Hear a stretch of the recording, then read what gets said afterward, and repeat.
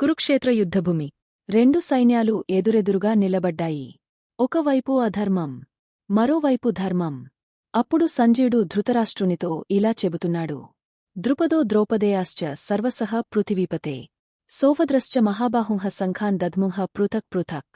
అర్థమేమిటంటే, ఓ ధృతరాష్ట్రా, ద్రుపద మహారాజు, ద్రౌపది పుత్రులు, మరియు మహాబాహువైన అర్జునుని కుమారుడు అభిమన్యుడు, ఈ సమస్త ధర్మవీరులు తమ తమ సంఘాలను విడివిడిగా పూరించారు. ఇది కేవలం శంఖనాదం కాదు. ఇది ధర్మానికి ఇచ్చిన హెచ్చరిక. ఇది అన్యాయానికి ఇచ్చిన సవాల్. ఇది న్యాయం గెలుస్తుందనే ధైర్యస్వరం. ప్రతి వీరుడు తన సంఘాన్ని తానే పూరించడం అంటే వాళ్లలో ఉన్న ఆత్మవిశ్వాసం, దైవభక్తి, ధర్మంపై నమ్మకం. పాండవులకు సంఖ్య తక్కువైనా ధర్మం వాళ్ల వైపే ఉంది. అందుకే ఒక్కొక్క శంఖనాదం ఆకాశాన్ని చీల్చినట్లుగా మారింది. ఈ శ్లోకం మనకు చెప్పే సందేశం ఒక్కటే: నీవు ధర్మం వైపు నిలబడితే భయం అవసరం లేదు. ధర్మమే నీ శక్తి, ధర్మమే నీ రక్షణ. ధర్మం ఉన్న చోట భగవంతుడు తప్పకుండా ఉంటాడు.